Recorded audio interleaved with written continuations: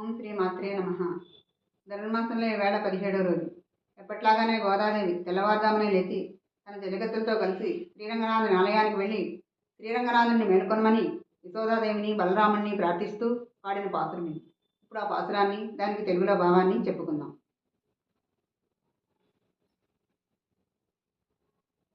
அம்பரமே தண்ணீரே சோரே அரப்பு செய்யும் எம்பெருமா நந்தகோபாலா எழுந்திராய் கொம்பனார்க்கெல்லாம் கொழுந்தே குலவிளக்கே எம்பேருமாட்டி யசோதாய் அறிவுராய் அம்பர மூடுருத்தோங்கி யுலகளந்தா உம்பர் கோமானே உறங்காதே ருந்திராய் తెక్కుపోరుకల అలడిచల్వా బలదేవా ఉంబియం నీయు మురంగేలో రెంబావాయ్.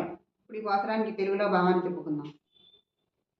వస్త్రములు కావలసిన వారికి వస్త్రములు, మంచినీరు కావలసిన వారికి మంచినీరు, అన్నము కావలసిన వారికి అన్నము, ఫలమును కోరకుండా బుద్ధితో దానము చేయు నందగోపాల మా స్వామి మేల్కొను.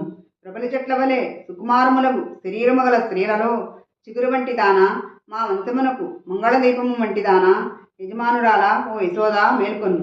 ఆకాశ మధ్యమును దూసుకొని పెరిగి లోకములన్నింటినీ కొలిచిన త్రివిక్రస్వామి నిత్యసూరులకు నాయకుడవైనవాడా నిద్రింపరాదు మేల్కొను. స్వచ్ఛమైన ఎర్రని బంగారముతో నిర్మించబడిన కడియమును కాలియందు ధరించిన బలరామ నీవును నీ తమ్ముడును మేల్కొనమలేను అని గోపికలు ప్రార్థించిరి.